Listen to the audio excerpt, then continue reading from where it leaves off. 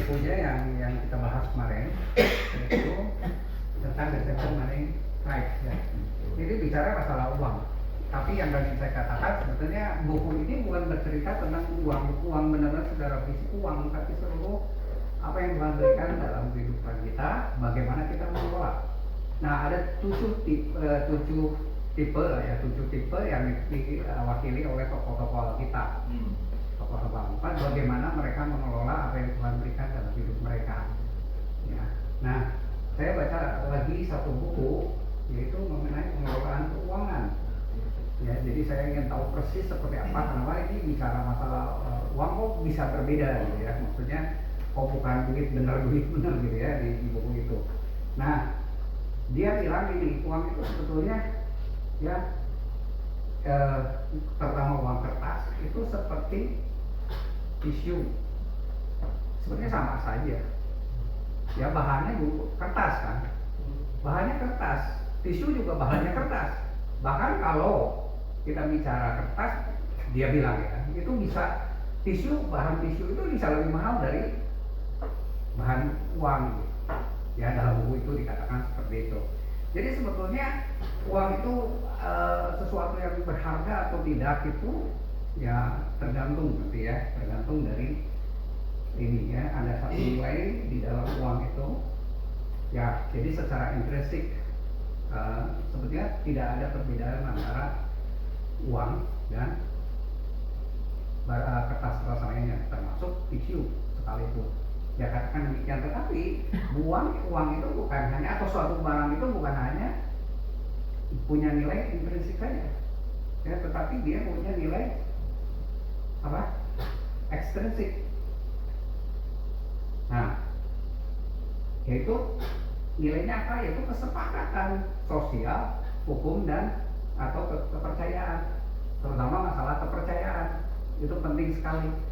Jadi dikatakan di sini bahwa ada kesepakatan bersama dari masyarakat, dari pemerintah, dari sistem ekonomi.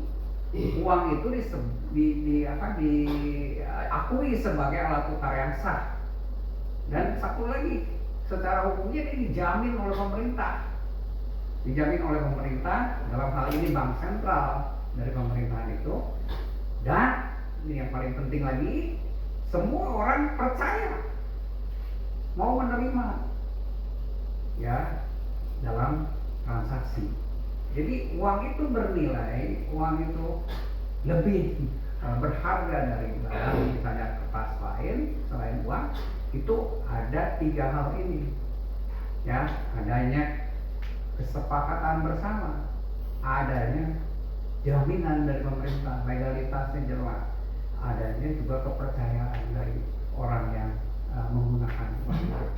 Nah ya, uang ya bisa juga dalam bentuk logam gitu ya. Kalau kita lihat nilai intrinsik ya mungkin lebih besar logam ya, lebih mahal logam. Tapi kan dalam kenyataannya nilai ekstrinsik ya, logam biasanya untuk yang receh-receh. Bahkan sekarang nggak mau ya orang menerima duit, tukang parkir pun nggak mau. Kita kasih duit 2.000 atau 5.000 sekalipun, tapi bentuknya hanya ratusan, itu dibuang itu ya, dilempar, nggak mau gitu.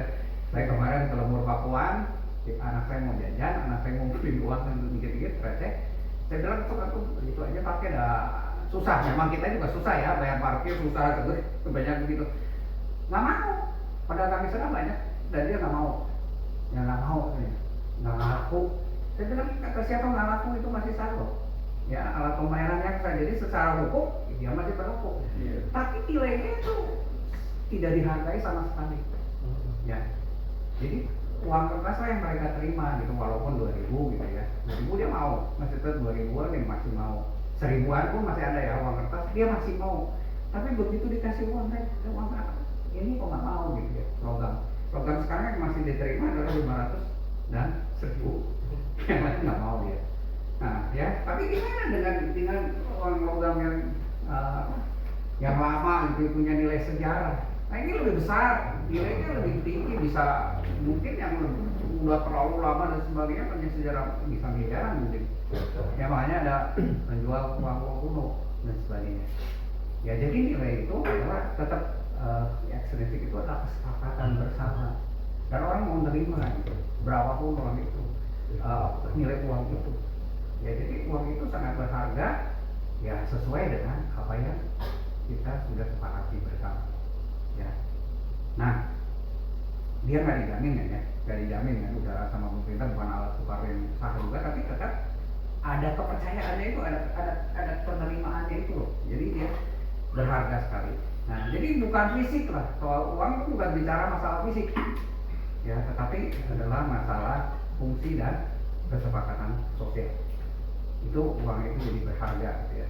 Nah, tanpa kepercayaan, uang kertas hanya selembar kertas biasa, uang logam hanya ya logam biasa, ya, nggak punya nilai. Walaupun bisa dilebur lagi, dibuat perhiasan, dulu ramai sekali yang apa kuning ya, yang kuning itu bikin cincin dan sebagainya. Tapi itu segera hilang gitu ya, segera hilang gitu.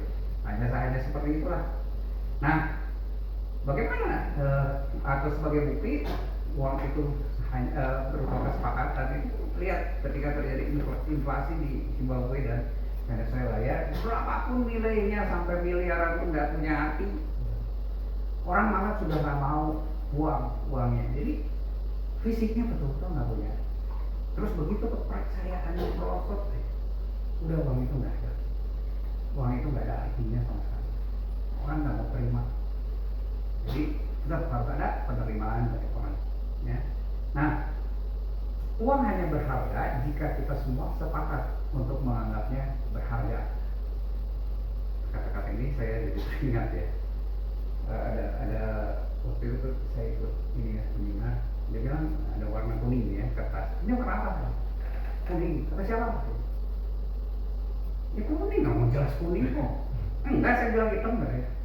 Ya. Kenapa disebut kita bisa terima kuning ya? Ya karena kesepakatan warna itu adalah warna kuning. Sama sih terpilihnya. Jadi kita semua sepakat bahwa uang itu berharga. Ya makanya uang itu berharga. Jadi ada kesepakatan, ada kepercayaan, ada kesepakatan seperti itu. Nah,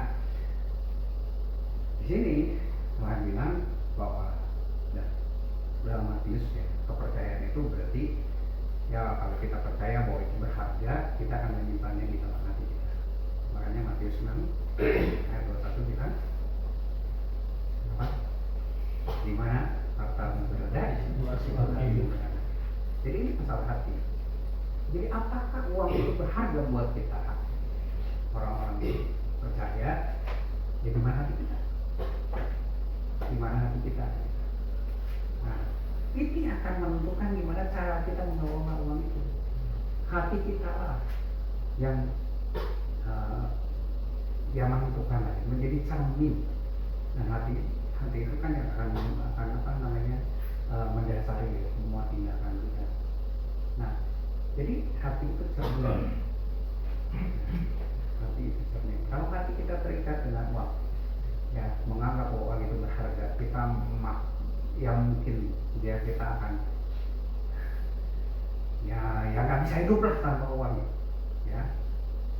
Hewan kesaksian mungkin pasti waktu nggak ada, tapi saya cerita ya waktu kejadian saya di bulan Juli ya, saya bilang ke anak saya, kalau saya gimana ya, saya mungkin bisa cepat saat itu ya, uang sebegitu besar, saya bilang ya bolehnya dan sebagainya bisa cepat ya kalau hati saya ada di situ gitu. Ya saya anak saya ditanya sama iinya ya, sama adik istri saya. Waktu itu ada teman anak yang kedua itu sekolah mobil ya, Veloz putih. Dia bilang, oh itu baru berapa kali lah, 2-3 kali datang. Lama ya, karena main game biasa anak muda ya. Terus dia tanya iinya, kebetulan iinya juga punya masalah dengan anaknya. Dia juga lagi cari seorang psikolog. Terus nanya dia sama anak saya, San, itu psikolog ya? Dia bilang, bukan. Lah kamu kok bisa normal gitu? Anak saya jadi normal lagi ya, normal lagi. Tapi pada saat kejadian, kalau saudara tahu, ya bagaimana sedihnya saya gitu. Dia langsung mau menyembah saya, mau cium kaki saya. Dia bilang, ih maaf. Dia nangis, maaf, itu ya. Saya waktu itu saya nggak tahu ya, Tuhan kasih kekuatan, Tuhan berikan nyanyian sebetulnya. Sepertinya saya sudah tahu ya dari kejadian banyak hal yang ganjil, tetapi logika saya kalah. Saya sayang sama anak saya, gitu ya. Dan di saat itu saya suruh duduk dulu, suruh makan, dia nggak mau duduk di kursi, dia mau duduk di bawah. Di sini aja Pi. Terus saya mau suruh makan, kamu mau makan? Ya, dia bilang, Pi boleh makan. Nangis kan? Mau ambil tisu di depannya, Pi minta tisunya ya. Coba bayangin betapa downnya dia. Dan terakhir saya bicara setelah hampir 2 bulanan, gimana perasaan kamu? Ya tersuatu kalau misalnya masih teringat lagi gitu ya. Terus saya mau ketika kejadian itu saya bilang gini, Sen, kamu lebih berharga dari uang ini. Ya, apa yang harus kamu lakukan sekarang? Kamu juga harus bantu. Kamu harus berjuang dan bantu papi nyelesain masalah ini. Akhirnya terpikir dia punya beban itu. Ya, dia bilang saya utang sekian banyak sama papi. Ya tetapi maksud saya, ketika kita menghargai sesuatu lebih besar, ya itu akan lebih besar daripada apapun. Termasuk jumlah yang itu bukan jumlah yang saya bilang kecil.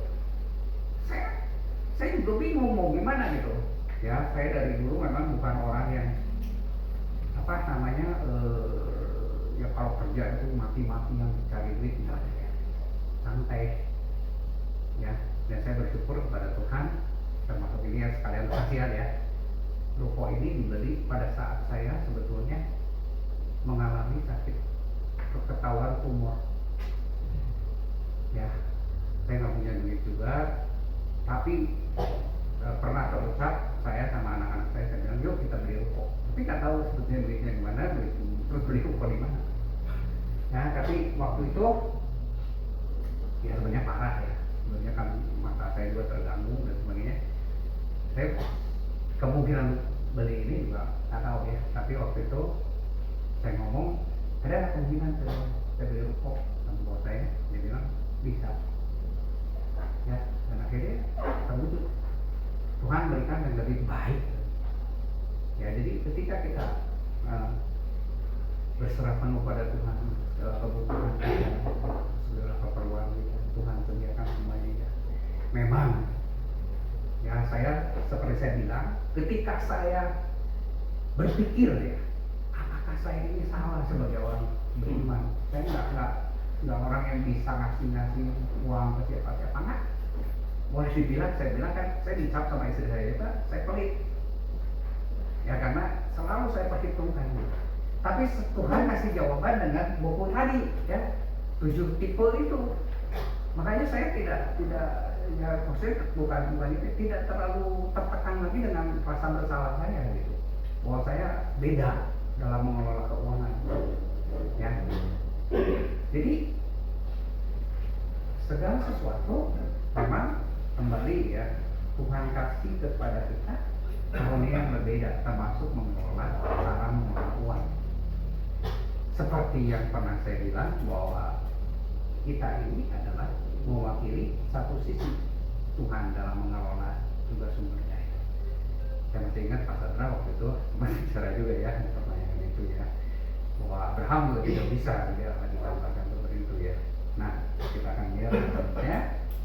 Jadi uang adalah indikator hati manusia, ya, dan penggunaannya itulah yang menjadi indikator, ya, prioritas yang kita ya pegang atau prioritas apa sih? Misalnya Allah tuh begini, uang itu bisa digunakan untuk apa?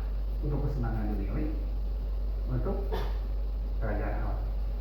Nah jadi hati kita yang menentukan. Ya, inilah indikator ya, mengenai uang ini. Nah, sebenarnya uang ini bukan masalah fisik tadi dibilang. bukan masalah dunia juga. Kenapa Alkitab banyak berbicara tentang uang lebih dari semua? Karena ini adalah masalah rohani yang dalam. Ya, dalam masalah keuangan ini, masalah rohani yang dalam. Nah, dikatakan ya di dalam Lukas 16 ayat 10 sampai 11, barang siapa setia dalam perkara-perkara kecil, ia setia juga dalam perkara-perkara besar. Dan barang siapa tidak benar dalam perkara-perkara kecil, ia tidak benar juga dalam perkara-perkara besar. Jadi, jikalau kamu tidak setia dalam hal mamon yang tidak jujur, siapakah yang akan mempercayakan kepadamu harta yang sesungguhnya? Jadi, uang adalah ujian, ya. Memang dia sangat berguna dalam kehidupan kita. Kita, ya, memang memahami bahkan mengakui, ya, bahwa uang bukan segalanya, tetapi segala sesuatu perlu uang.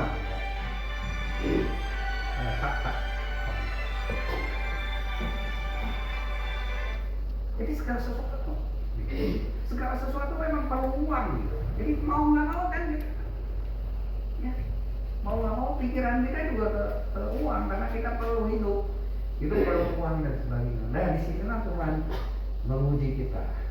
Ya, setelah Tuhan memberkati kita dengan keuangan kita, harta kita, bagaimana Tuhan, bagaimana sikap kita, respon kita terhadap pemberian Tuhan. Ya, jadi saya bersyukur waktu itu ketika kejadian itu saya bersyukur, dan hari Minggu itu saya nangis, betul-betul nangis ketika ibadah hampir berakhir. Saya nangis, benar nangis, bukannya. Nah, pernah saya nangis seperti itu, pulang gereja pun di mobil saya nangis sampai saya nggak bisa ngomong. Ya, saya bilang ke anak saya di gereja, di mobil dia ngerti, saya bilang, lihat Tuhan itu baik sekali. Lihat, kalau bisa nggak yakin dapat duit segitu banyak dalam waktu sebentar. Duit saya waktu itu hanya 4 juta dalam rekening saya, keluarganya. Tapi saya bisa mengumpulkan sekian banyak dalam waktu sekian. Ya, Tuhan memberikan hati-hati yang mengasihi kepada saudara seiman saya yang ngasih pinjaman. Ya, anak saya nangis sama. Tapi ketika dia kejadian seperti itu dan sadar bahwa dia ditipu, dia ngomong sebetulnya, Tuhan baik tapi Tuhan bohong. Kenapa Tuhan biarkan saya kehilangan duit dia? Ya, jadi kembali ketika dia tanya, siapa sih psikolognya yang paling mantap begitu, yang luar biasa, dia bisa normalnya? Dia bilang hanya mau menempati, hanya ada kata-kata tapi, kamu lebih berharga dari Tuhan. Ya, itu sangat penting. Tuhan karuniakan anak kepada kita, itu pasti lebih berharga dari semua yang lain dalam kehidupan. Dan itulah yang menyembuhkan dia.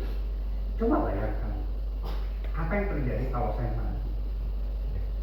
Ya, setelah yang saya bilang terakhir saya tanya itu mana suasana kamu, dia bilang saya udah siap untuk duduk situ.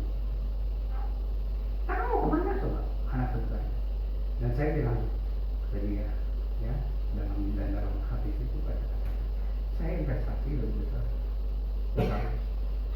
Ya, saudara seiman saya juga kemarin baru bersaksi, dia bilang saya hitung-hitung, saya nyekolahin anak saya sampai sekarang S2 dan 500 juta. Ya, betapa banyak kalau dinilai dari situ, tapi bukan itu kan, bukan itu. Ya, bukan itu. Tapi bagaimana anak itu bisa sadar, bisa mengasihi. Saya juga mau buka mata anak saya. Ya, dia sempat kecewa ya dengan saya. Saya kalau bisa, saya mungkin pernah ceritakan, kalau bisa tukar papi.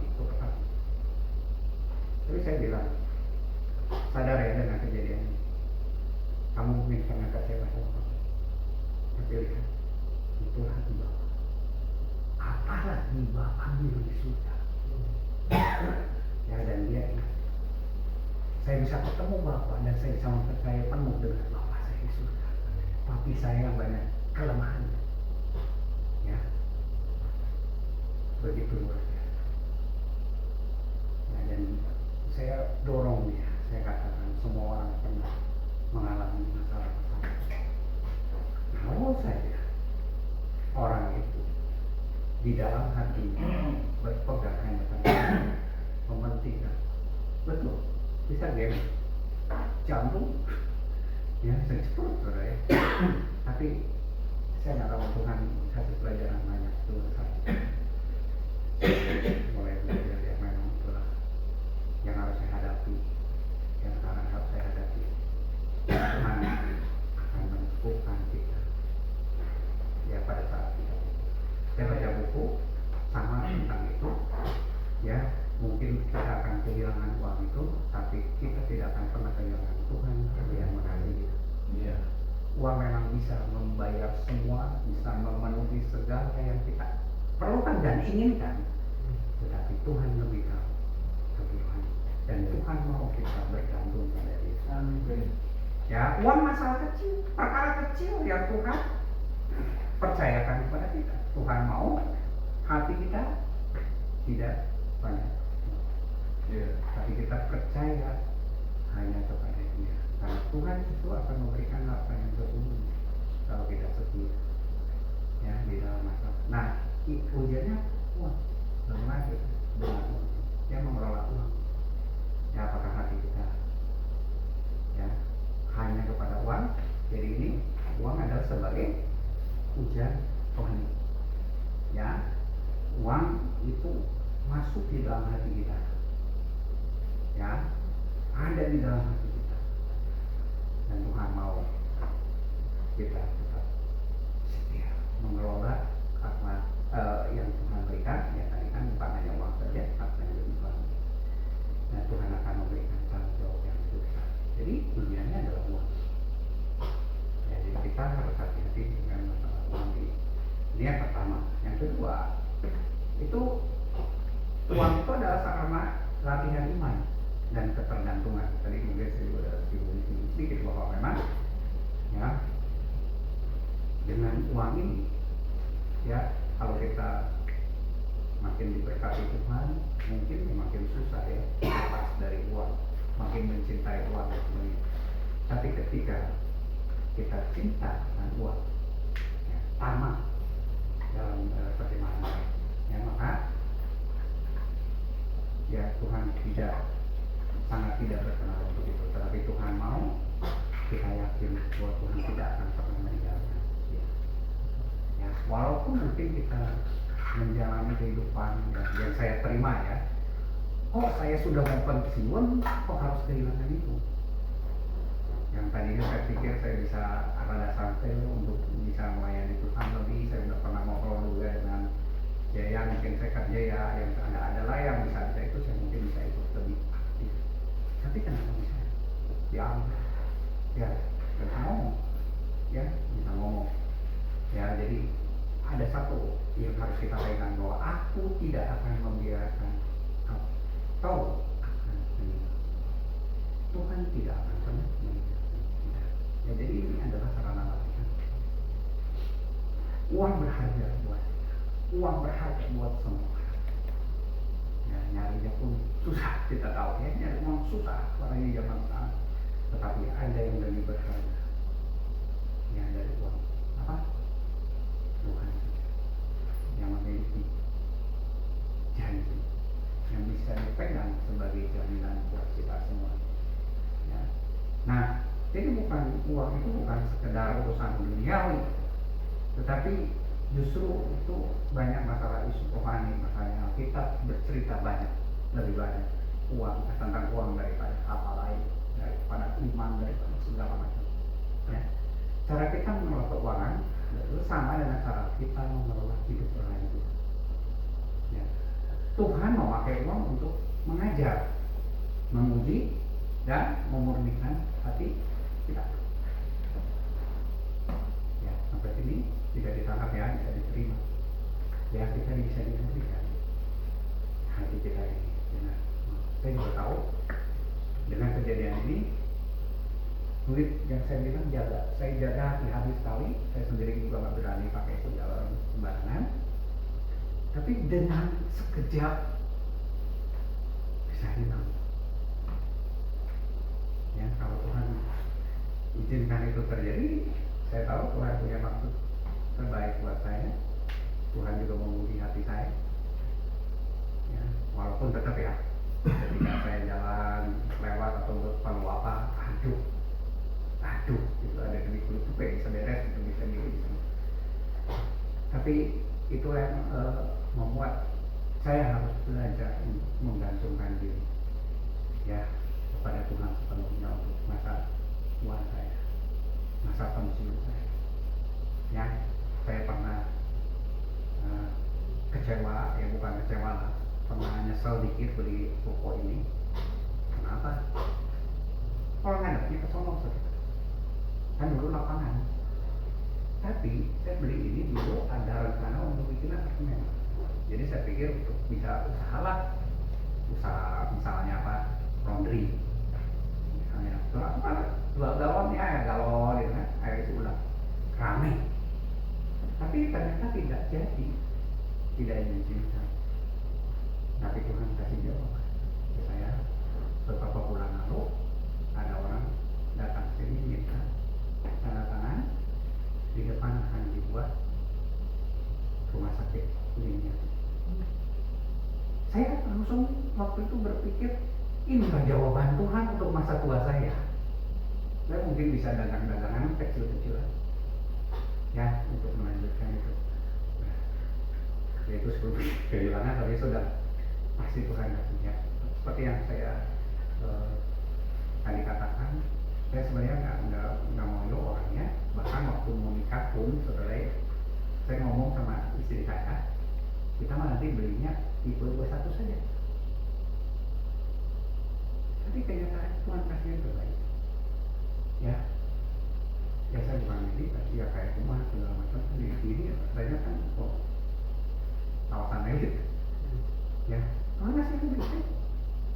Nah, disitulah saya harus banyak belajar mengenai apa yang Tuhan pasti berikannya, itu pasti yang terbaik. Jadi bukan jadi saya nggak muluk-muluk segala macam, tapi Tuhan kasih dan Tuhan tahu apa yang terbaik dalam hidup. Yang penting ya semua pemberian itu kita syukuri, kita manfaatkan untuk kemuliaan Allah Tuhan. Ya, jadi kesimpulan ini dari Andrew Womack yang dari buku kedua Pengelolaan Keuangan. Saya juga belum baca full, tapi dibantu oleh ayah untuk diringkaskan dulu. Saya udah baca Pak. Udah baca ya? Kurang lebih sama kan isinya kan? Sudut pandangnya aja lain. Apa ya? Sudut pandangnya main dengan yang ini. Yang tipe Tony Brown. Ya. Tapi saling melengkapi. Ya, tapi yang saya ungkapkan tadi, saya kan baru baca juga. Baru baca depannya, saya baca juga ke yang lebih penting lagi, karena saya juga sempat bergumul tentang sesuatu mengenai uang ini beberapa tahun yang lalu. Saya bersyukur pada Tuhan ketika saya bergumul tentang sesuatu, Tuhan kasih jawaban. Dan saya menemukan banyak buku yang memberikan jawaban kepada saya. Ya, karena saya belajarnya dari buku. Ya, jadi selalu ketika saya ada masalah apa, Tuhan kasih jawaban, baik melalui buku maupun kenyataan atau kejadian. Ya, nah, jadi uang itu adalah sebagai cerminan hati. Nah, di dalam 7 tipe yang Tony Brown bilang, lihat Abraham adalah tipenya adalah orang yang dengan keramahan, hospitality. Kemudian Ishak itu disiplin.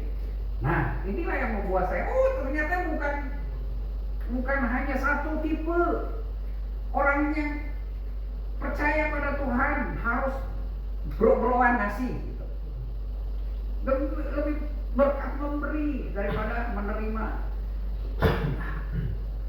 Ternyata ada 7 tipe dan semuanya itu ya bukan jelek atau satunya jelek gitu, satu lebih baik dari yang lain, tidak. Ya, dan satu tipe inilah yang menjadi satu kesatuan. Akhirnya inilah 7 tipe yang ada di dalam diri Yesus yang sempurna. Ya. keramah-tamahan. Ishak disiplin, kemudian Yosef atau Yusuf ya, Yakub ya, Yakub itu strategi ya. Kemudian Yusuf itu manajemen, Harun itu pembebas ya, pembebasan. Harun ya, pembebasan. Kemudian Moses ya, ini ya, Moses Musa itu di imajinasi. Kemudian Daud adalah keadilan sebagai raja, dia harus memberikan keadilan dan ini tipe dia. Nah, secara ini lihat ya, dia Abraham itu adalah pemberi spontan. Jadi dia begitu lihat ini dia mau ngasih gitu ya. Memang hatinya ingin selalu ngasih. Ini satu tipe gitu ya. Kemudian yang kedua, Ishak itu anaknya ya, dia disiplin. Dia sangat disiplin dalam penggunaan uang. Ya. Kemudian yang ketiga, Yakub, anaknya lagi, cucunya si Abraham. Dia mencari cara dan sangat strategis. Ya. Kemudian Yusuf jelas ya, dia manajemennya bagus. Dia perancang sistem manajemen. Kemudian Musa itu perkara uang untuk pembebasan ya. Dan Harun ya, adalah sebagai imam besar, dia penghubung Allah dengan manusia, maka dia senang pada simbol dan ritual. Dan kemudian Daud itu menggunakan uang untuk keadilan sesuai dengan posisi dia. Nah, 7 tipe inilah yang sebenarnya dimiliki oleh Allah dalam satu kesatuan, dalam kesempurnaannya. Ya, ini hanya ini tingkatan gitu ya. Abraham itu keramah-tamahan, dia suka memberi pertama, dan dia mementingkan relasi. Ya, lebih besar daripada harta dia. Pentingnya relasi. Kemudian, ya cuman dia kelemahan dia itu bisa boros ya. Dia tidak memperhitungkan ke depannya. Kemudian masa depannya dan sebagainya, pokoknya dia maunya ngasih. Dan Ishak itu disiplin sekali, dia stabil, konservatif, negatif. Kemudian dia itu kan konsisten, ya, kekuatannya konsisten, setia, bisa dipercaya. Karena disiplinnya jadi bisa dipercaya, ya. Tapi kelemahannya terlalu hati-hati, takut dia. Ya bukan risk taker, dia bukan risk taker.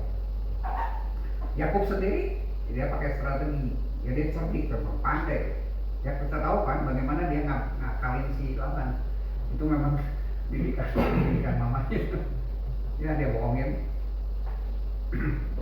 Ishak. Ya. Jadi kalau si Yakub ini disebutnya penipu ya. Ya pintar sekali dia. Kemudian dia pintar ngembangin aset. Ya bagaimana dia mengembangkan anak-anak. Berarti pembisnis hebat ya, pembisnis hebat tuh. Pembisnis hebat. Ya kemudian visioner juga kan ke depannya gimana gitu. Nah, tapi kelemahannya dia bisa masuk manipulatif. Ya. Menipu itu berat ya. Nah, Yusuf yaitu dia ahli dalam manajemen, visioner itu kan. Menteri keuangan ya. Ya, menteri keuangan lah ya. Dia mampu menabung, mengatur masa depan, makanya dia hubung sekian banyak, kemudian dia atur seperti apa cara ngumpulinnya juga dia tahu, dan untuk menyelamatkan semua orang dia berpikir juga ya. Tapi kelemahannya dia bisa kaku, ya ingin mengontrol, ya secara berlebihan. Ini kelemahannya. Sedangkan Musa itu pembebasan, dan memang zamannya adalah dia zaman pembebasan umat Israel dari Mesir. Ya dia fokus pada keadilan, pada misi. Kemudian kekuatannya dia membebaskan orang dari keterikatan finansial dan sosial. Ya kemudian yang paling kelemahannya itu bisa keras kepala. Makanya dia pukul batu. Ya keras kepala dia lempar batu. Untuk menangani koruptor nih Pak. KPK dia Pak. KPK ya. Kalau kita Cocok ya. jadi kalau kita bawa ke sekarang ke modern itu KPK. Kalau Yusuf Menteri Keuangan gitu. Ya. Supaya gampang ya Pak. Gampang kita memahami dia. dia juga mudah frustasi gitu ketika dia lihat ya sesuatu yang tidak sesuai dengan seharusnya dia sangat frustasi ya. Gampang aja dia menunjukkan hapus saja nama aku dalam kitab ya begitu. Harun berbeda lagi ya, dia ini imajinatif ya, dia kreatif, ekspresi, peka, seni ya, keindahan, karena memang kerjanya juga begitu kan, dengan simbol-simbol dia ya, kekuatannya menginspirasi banyak orang dengan simbol, dengan ritual ibadah dan sebagainya. Tapi kelemahannya dia terlalu dipengaruhi oleh orang. Ini mau dosen keuangan ini Pak. Dosen keuangan. Bukan Pak. Hanya memberi aja Pak, mengetahui keuangan. Nggak tahu teori. Tapi dia nggak bisa. Ya Pak. Ekonomi dan kreatif. Nah, kompromi ya dia, ketika dia suruh bikin lembu, mas maaf ya, padahal jelas bahwa dia harusnya kan menahan itu kan. Musa udah apa, serahkan itu, ketika dia harus bertemu Tuhan, tapi dia malah membuat kompromi dia, takut ya.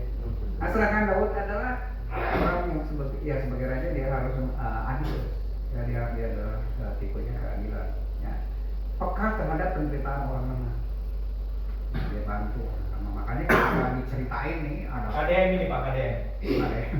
ketika ada orang kaya gitu ya, ngambil ini kan lomba, dia bilang marah sekali padahal gitu ya, bagus gitu.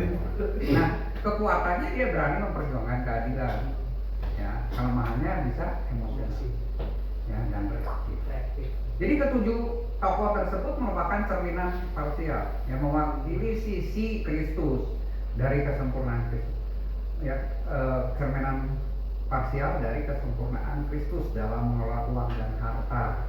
Nah, Yesus adalah kesempurnaan penuh dari semuanya itu sesuai dengan firman Tuhan ya, karena seluruh kepenuhan Allah itu berkenan diam di dalam Kristus ya. Kemudian sebab dialah ya, dalam dialah berdiam secara jasmani yang seluruh kepenuhan Allah. Jadi semua tipe itu ada di dalam Kristus sisinya ya. Nah, jadi Yesus adalah teladan sempurna dalam relasi uang dan harta. Dia bukan dikuasai, tetapi menguasai, menguruskan uang itu dan memakainya untuk kemuliaan Allah. Ya, lihat Abraham membuka tenda dan memberi makan orang asing.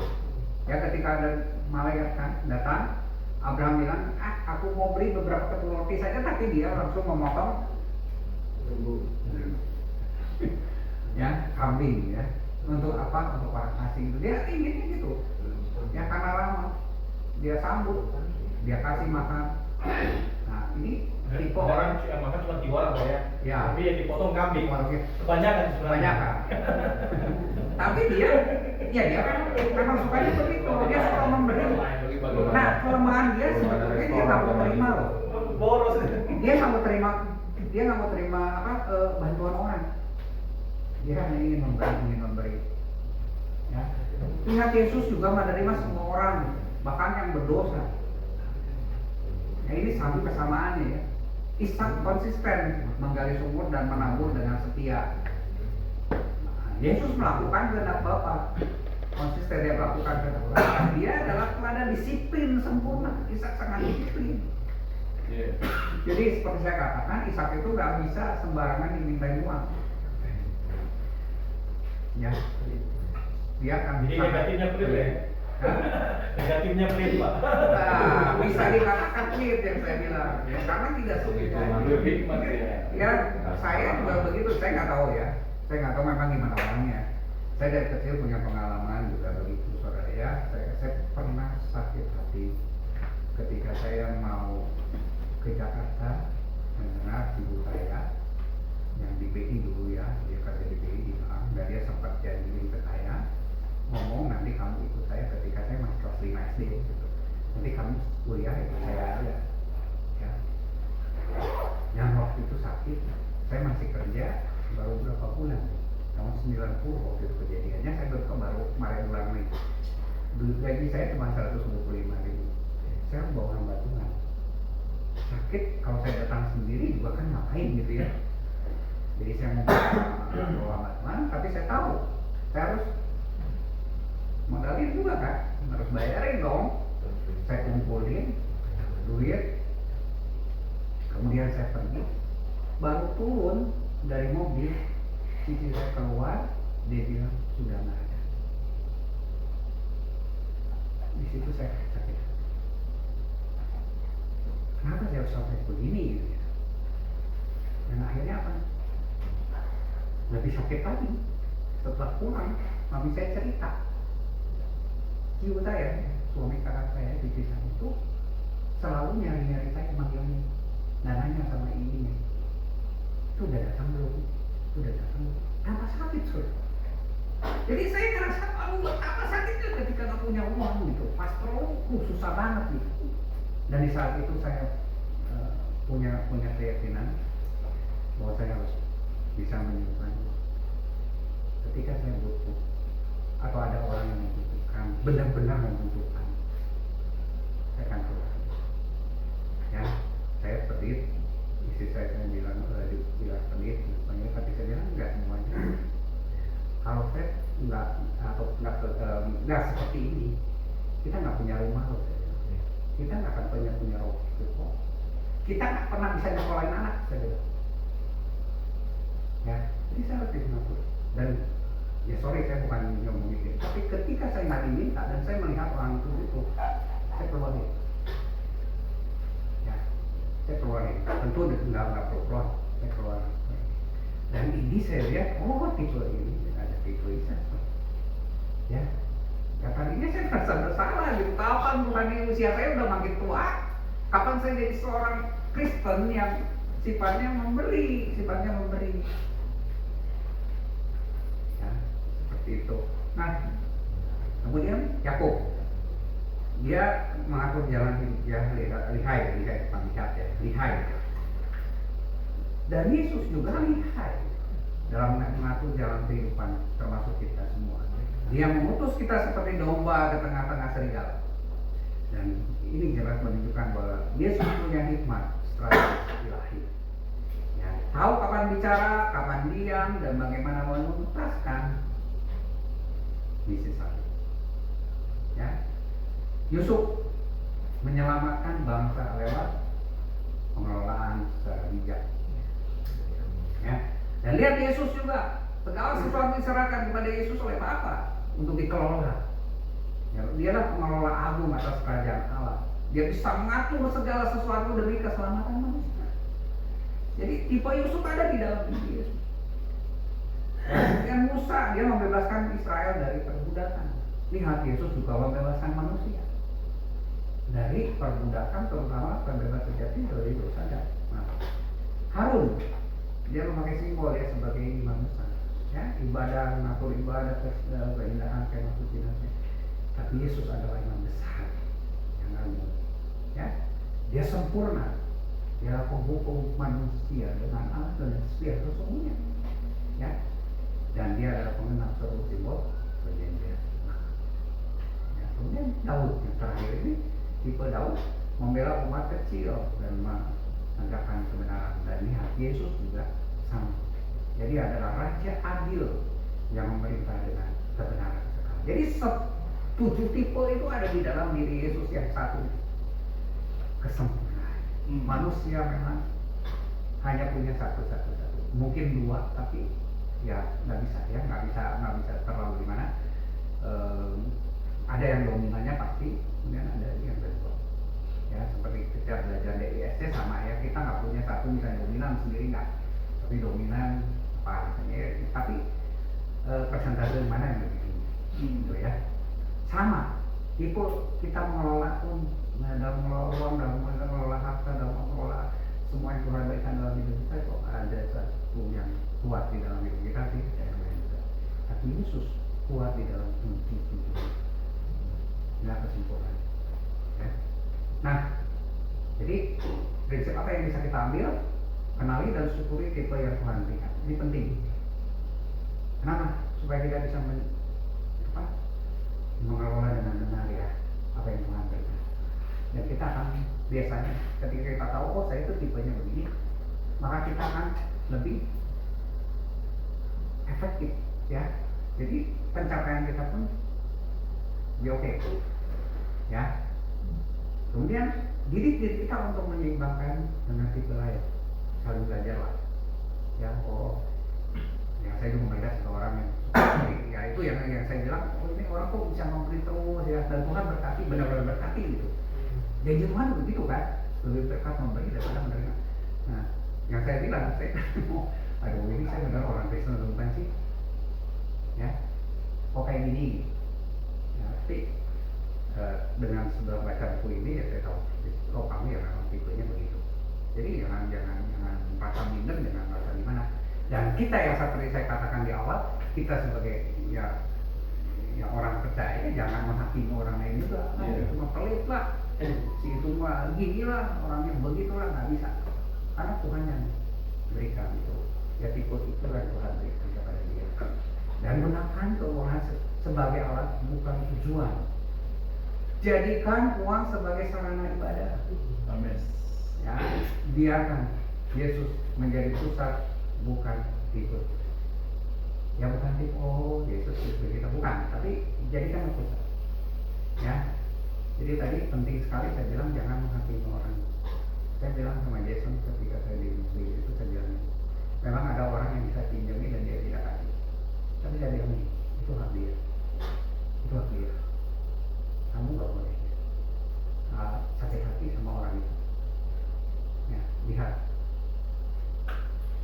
Sekarang, kondisi sekarang, ya adalah baik, yang terbaik itu hati-hati dengan uang kita. Karena begitu dikasihin ke orang, ya sorry lah, orang itu bisa lebih galak dari kita. Gitu. Saya nangis itu karena itu, gitu. Tuhan dalam situasi begini, sulit uang dan sebagainya, kok orang gampang pinjamin ke saya gitu loh. Sampai nangis saya itu Tuhan. Tapi ketika saya dengar bahwa dia seperti itu, saya nangis sukacita. Tangisan saya habis karena rasa syukur saya kepada Tuhan. Ya, bahwa Tuhan bisa membuat mujizat, memberikan semuanya. Dan kalau itu terjadi, mengecewakan saya akhirnya, tapi saya bersyukur pada Tuhan, hati saya. Tuhan ubahkan tetap hanya berserah kepada Tuhan, dan saya yakin Tuhan akan berbuat banyak melalui anak saya juga. Ya, Tuhan akan berikan yang terbaik. Nah, bagaimana praktis untuk memuliakan Allah dengan tipe 7 tipe ini? Ya, syukur harus kita mainkan selalu dan refleksi. Ini masalah hati. Refleksi.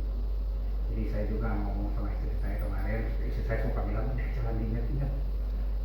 Saya udah nggak ingat tuh, duit segede gitu tuh.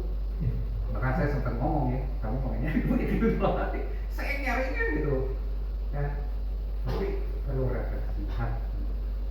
Ya, dan saya ngomong ini, kenapa kita harus ingat ini untuk kita cari tujuannya sebenarnya dari Tuhan, bukan? Kenapa bisa hal ini terjadi? Jangan sia-sia. Udah keluar duit banyak, jangan sia-siakan. Ya, tapi kita harus selalu refleksi. Ya. Kemudian belajar dan seimbangkan, ini masalah pikir. Dan ya belajar dari orang lain juga.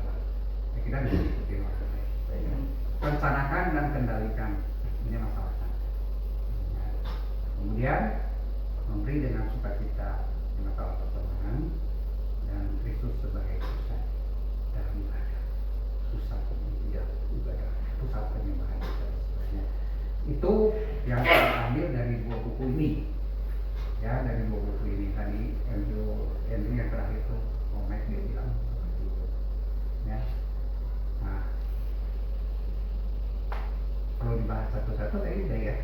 Mau dibahas satu-satu lagi Abraham gimana sampai detik rasanya oke. Ada pertanyaan, ada yang mau didiskusikan, ada karena yang saya bilang, yang bukan saya bilang sih, buku tadi Andrew itu bilang Alkitab justru banyak membahas masalah keuangan daripada lain. Bertempatan kan saya itu adalah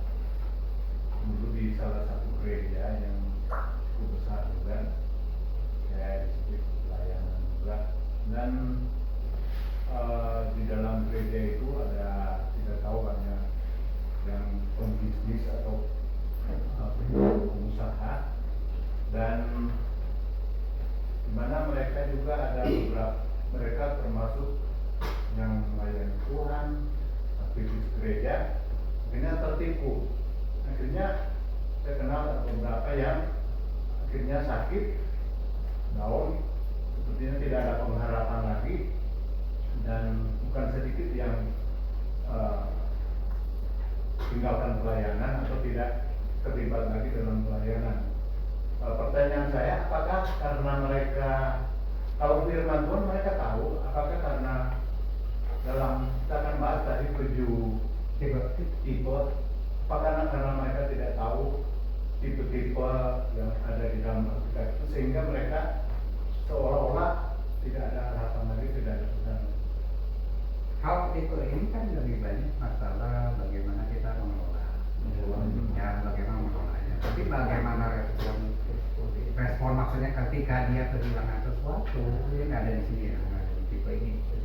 Yang tapi saya bilang, tapi itu masalah hati. Jadi hati kita ada di mana? Iya. Di mana? Ya saya bilang, anak saya sampai bilang ya, udahlah saya mau ninggalin Tuhan deh.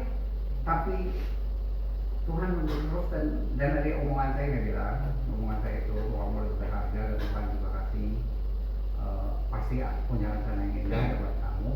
Lihat banyak juga pengusaha-pengusaha itu yang ketipu itu banyak. Ya, soal jumlah yang besar itu berarti kan kekuatan kita. Tuhan yang tahu kan. Soal jumlah, soal kekuatan. Dan saya bilang kesombongan kamu itu memang harus diruntuhkan dengan jumlah segitu. Dan dia sadar, dia sombong. Wah segala sesuatu karena saya. Ya, memang 3 tahun beres, saudara. Kuliah beres 3 tahun. Dekat sama dosen, ya sering dikejar-kejar dosen untuk wah ini pokoknya mau pengen dekat sama dia gitu. Tapi Tuhan dengan kejadian ini Tuhan menegur dia sangat itu, dan dia bilang ketika dia melihat orang lain itu, wah mana Tuhan kok saya udah gini belum apa-apa, belum pernah ditempelin Tuhan ya. Ya kalau udah jatuh dengan Tuhan, ampun. Ya. Jadi saya bersyukur dengan kejadian ini dia memang berubah gitu. Dia sebetulnya udah mulai berubah, mulai baca buku segala macam, tapi dia mau membuka ini. Saya baca buku itu untuk menunjukkan lagi bahwa saya lebih hebat gitu. Dia sering suka ngomong ya di depan orang gitu, di teman-temannya dan sebagainya. Tapi dengan kejadian ini dia ketika dia harus ngomong kenapa kamu bisa begini, jadi dia dalam tanda kutip kan, dia sukses dalam mendirikan perusahaan ya, karena ketika lulus dari BINUS harus ada perusahaan yang dia bikin, Kosret paling sukses di antara semua. Tapi pada saat kejadian itu dia bilang, Tuhan, walaupun banyak orang Islam gitu, Tuhan, kok nggak ngasih jawaban sih? Selalu ngomong karena Tuhan, ya memang saya rasakan karena Tuhan. Ya. Jadi yang saya bilang juga ya, sesusahnya kita, sekeratnya kita menjaga sesuatu yang itu, yang Tuhan berikan pada kita, ketika Tuhan harus hilang, kembali Tuhan. Ya, gitu. Jadi orang yang beri, ya mungkin belum percaya penuh pada Tuhan. Iya. Tuhan yang memberi, Tuhan yang mengambil. Tapi satu hal yang harus dipegang, Tuhan tidak pernah menyayangkan apapun yang kita terima dari Dia, kecuali satu, nyawa kita. Ayo, hilang semuanya. Tapi Tuhan bilang, tapi saya yang terbaik. Tuhan, buka badan, boleh, tok dibuka. Biarkan saya menyentuh tubuhnya, silakan. Hubungannya dengan istri, dengan temannya hilang. Anak-anaknya diambil semua, hartanya diambil semua. Tapi Tuhan hanya bilang satu, kalau tidak salah, tapi sayangkan nyawa. Ini luar biasa gitu ya. Iya. Nah kalau dia ngerti itu, saya pikir bisa. Sebagai manusia sakit ya, saya juga masih gitu. Ketika saya jangan apa yang tadi saya bilang, gitu. Ya terus terang saya kadang-kadang motor bilang, aduh Tuhan, itu gede loh Tuhan. Terus yang menjadikan saya, kenapa sih saya udah dikasih tahu banyak gitu, itu penipuan dan sebagainya dalam diri saya kok lolos begitu aja, bodoh gitu. Tapi ya sudah gitu ya, nggak bisa ngomong gitu. Ya, kapan percaya Tuhan tetap menyayangi ternyata itu yang Tuhan. Iya. Bisa beliau. Saya lebih terima kasih Pak buat pengajarannya itu. Saya tertarik ya. Kalau boleh memang bahan-bahan itu saya suka nulis ya. Ya. Ya sebelumnya selamat 6 tahun Pak. Oh ya, makasih. Umur panjang. Saya juga pernah mengalami banyak hal. Saya investasikan hidup saya, uang untuk asuransi. Ini saya bisa ambil nanti anak saya setelah kuliah. Udah lunas. Udah lunas lah. Mulai anak saya sudah masuk kuliah. Itu diambil untuk biaya-biaya. Itu nggak terlalu. Karena rayuan seharusnya ya, saya hanya tertipu sepertinya. Iya. Jadi saya berlunas lah itu asuransi tertentu saya nggak akan sebut. Jadi posisi saya kapok dengan asuransi gitu ya. Jadi saya datanglah ke asuransi itu. Uang bapak habis katanya. Selalu itu puluhan juta ya, besar. Tapi saya tidak taruh hati saya kepada uang itu. Tapi saya taruh hati saya kepada Yesus. Apa yang terjadi di situ? Bapak Ibu dikasih Tuhan, anak saya masuk kuliah beasiswa pun. Ya, sampai hari ini. Dan Tuhan gantikan dengan cara yang berbeda. Iya. Dan baru-baru saya kehilangan motor. Saya kan kasih tahu ya. Iya. Baik ke pendoa, baik di grup. Ganti dua gitu ya, ganti dua. Saya katakan kepada Tuhan lebih berharga orang yang mencuri motor itu dan motor saya. Saya tahu Tuhan memuji saya, Tuhan yang memberi motor itu. Tuhan kasih itu motor itu dengan dana kami lunas gitu ya. Istri saya nangis karena mungkin dia taruh hatinya di motor itu. Walaupun kami naik ojek saudaraku dari pelayanan itu. Sampai di rumah saya tanya, saya kasih tahu ke anak-anak, motor kita ada yang ngambil, mungkin lebih butuh. Tapi tidak lalu kemudian saudaraku Tuhan ganti dua. Iya. Seperti penggandaan. Artinya terlihat seperti bawah tadi. Bagaimana hati kita? Iya. Baru pernah lagi cincin pengantin kami itu hilang, Bapak Ibu. Cincin pengantin hilang. Bukan ini Pak, verifikasi. Papa saya meninggal di Taman Siantar ya. Istri saya minjem tempat kamar mandi. Cincin ditaruh di kamar mandi, hilang. Saya pulang pelayanan, istri saya nangis. Kenapa nangis sayang? Saya pasti Sayang waktu itu. ya kan gitu ya. Cincin kita hilang. Oh iya, gak apa-apa, cintaku gak akan hilang padamu. Sudah apa yang terjadi? Saya tidak menaruh hati saya di cincin itu, padahal itu pemberian. Mahal loh cincin itu. Ada yang kasih dari Solo, orang tua kami. Dari saya cincin pengantin. Dari saya keluar. Bayangkan saudaraku, itu luar biasa kan? Apa yang terjadi setelah kami pulang dari Siantar itu pesawat sampai di rumah ada yang telepon, Pak punya rekening BCA enggak? Enggak punya, saya mau BRI begitu. Bisa. Saudara apa yang terjadi? Lebih dari 10 kali lipat dari cincin itu. Diganti karena saya nggak fokus kepada cincin itu. Cintaku kepadamu tidak akan berkurang. Jadi terima kasih Pak. Saya makin diperlengkapi. Artinya saya akan memotivasi orang dengan pengajaran ini supaya orang lain pun tidak menaruh hatinya kepada waktu kita sudah diinvestasikan dalam perjalanan surga. Dan sampai hari ini puji Tuhan untuk lembaga-lembaga sini yang masih kontrak, ya, punya hati. Betul gitu. Dan wah itu saya ketemukan itu bagaimana kita mengelola keuangan itu ya, terutama ya perpuluhan kita jangan sampai kita ngomong perpuluhan kepada jemaat sementara kita nggak bikin perpuluhan. Makanya kata kalau setiap berkah kecil Tuhan berikan berkah besar.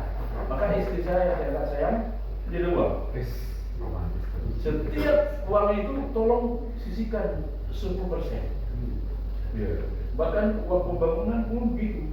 Ada yang nyumbang ke rumahku, sisihkan 10%. Kirim kepada yang membangun juga. Dan ke gereja. ke pusat gitu ya. Karena kita kan pusat itu itu mak saya begitu, saya dilengkapi dengan itu. Jadi nggak ada masalah. Ya saya berlakukan. Nama ya. Lanjut. Ada namanya. Nama. Ya. Tadi kan membahas apa namanya Iya, tipe iya. pengelolaan keuangan. Saya juga punya pengalaman di dalam perjalanan hidup saya dalam rumah tangga. Tentu posisi saya sekarang adalah pemimpin dalam gereja saya, lalu kepala keluarga di dalam rumah tangga. Pak Ishak tadi banyak juga membahas tentang masalah yang sedang terjadi. Kalau saya, tipe saya di dalam pengelolaan keuangan adalah pertama pembukuan. Dan saya dalam pembukuan itu saya tempatkan uang itu berkat dari mana dan untuk apa, catat di Iya. situ. Satu. Dan itu jangan diapa-apakan. Khusus untuk apa, umpama untuk sewa gedung. Ya sudah, simpan untuk sewa gedung. Dan saya tidak pernah korek dan sebagainya. Oh, ini untuk apa namanya? Untuk operasional. Kadang ada operasional lain, ini operasional sebagainya. Oh, ini untuk keluarga, gitu kan, untuk keluarga. Untuk keluarga. tipe manajemen. Iya, seperti Manajemen nanti di jadi di dalam hal ini begini. Akuntan kerajaan alam. Saya sampai hari ini tidak suka dengan pinjam meminjam. Baik saya meminjam maupun saya dipinjamin. Karena saya tidak menyediakan uang itu. Jadi akan ada orang berulang-ulang. Om, bro atau siapa boleh tidak pinjam uang? Saya cuma jawab, saya tidak punya uang untuk itu. Tapi bukan berarti saya tidak punya uang. Saya Iya. punya uang di sini, ABC dan sebagainya. kebutuhan. Ya kan? Saya cuma jawab itu aja supaya tidak jadi kembali tidak jadi beban bagi orang yang meminjam maupun juga saya ketika saya mengejar-ngejar. Jadi dari dulu saya tidak pernah menyediakan uang untuk dipinjam. Seandainya memang Tuhan gerakkan hati saya dan itu sering terjadi, ya orang itu memang ini, ya saya kasih aja. Saya bilang ini ambil, jangan dipikirkan untuk dikembalikan. Makanya hidup saya taruhkan bahwa saya bilang saya tidak akan pernah berutang. Sampai hari ini saya tidak berutang dalam bicara uang ya. Bicara uang, kalau mungkin bicara janji bahwa kita mau makan itu lupa gitu. Tapi kalau bicara uang saya sampai hari ini tidak pernah berutang. Itu saya tanamkan dan kedisiplinan di dalam mengelola keuangan supaya akhirnya begini, tidak menjadi beban bagi di mana uang itu kita tuju, juga tidak menjadi beban bagi saya sebagai pemimpin gereja. Makanya saya berulang-ulang suka bilang ke jemaat, saya bilang kalau Tuhan masih kehendaki kita ada di tempat ini, Tuhan pasti kasih berkatnya untuk kita lanjutkan sewa. Kalau Tuhan izinkan kita punya ruko 1, sekian di daerah Koposano pasti Tuhan kasih. Jadi yang ada sekarang Tuhan lakukan seperti ini ya, kita terima, kita kerja, kita lakukan. Nah itulah saya mendisiplinkan keuangan itu. Ya. Bicarakan perpuluhan dan sebagainya. Iya, ini memang juga kita belajar. Apa yang kita katakan kita korbankan. Apa yang kita praktekkan kita korbankan. Apa yang kita korbankan Kita lakukan. praktekkan. Nah itulah kita sebagai pemimpin. Jadi dalam rumah tangga khususnya kembali kepada rumah tangga tadi bahwa saya kebetulan istri saya memang rajin mencatat semua keuangan keluarga sebagai ini untuk apa sebagainya. Jadi saya tidak berani menggunakan uang persembahan ini untuk ini, tapi saya akan pakai dulu lah. Sekalipun tinggal dorong motornya, saya tidak akan pernah gunakan karena itu memang komitmen di dalam pengelolaan keuangan. Makanya saya tidak jadi beban pikiran, gitu kan? Mungkin mengembalikan, menggunakannya aja udah salah. Bagaimana berpikir salah mengembalikannya, gitu kan? Jadi ya inilah kebebasan saya di dalam akhirnya ya saya pikir sudah. Ya Tuhan memberi yang terbaik dan tepat pada waktunya. Amin. Apa yang kita lakukan. Ya mungkin itu saja. Nah ini kalau menurut buku itu Bapak tipe Ishak. Iya. Oh, bisa. Ya. Iya. Itulah. Bapak tadi sama saya juga ini ya setelah baca buku itu kan maksudnya begitu kan. Tapi memang ada beberapa tipe yang makin mirip-mirip gitu. Ya. Iya, iya. Jadi Di antaranya, kadang-kadang mungkin tipe Ishak atau tipe yang satunya gitu. Ya ada yang mirip-mirip, tapi memang ya saya tanya, itu tanya apa bedanya gitu. Lebih jelas karena bukunya itu ternyata memang hubungannya nggak bagus saya bilang. Rada pusing saya sendiri gue baca rada pusing. Ya. Tapi dengan ya, ada bantuan dikit pak ya, sedikit terbuka kelihatan oh iya maksudnya begitu gitu. Terus saya baca buku lagi yang satu ada kaitannya tetap. Nah, ini halnya. Masih ada waktu, Pak? Ya.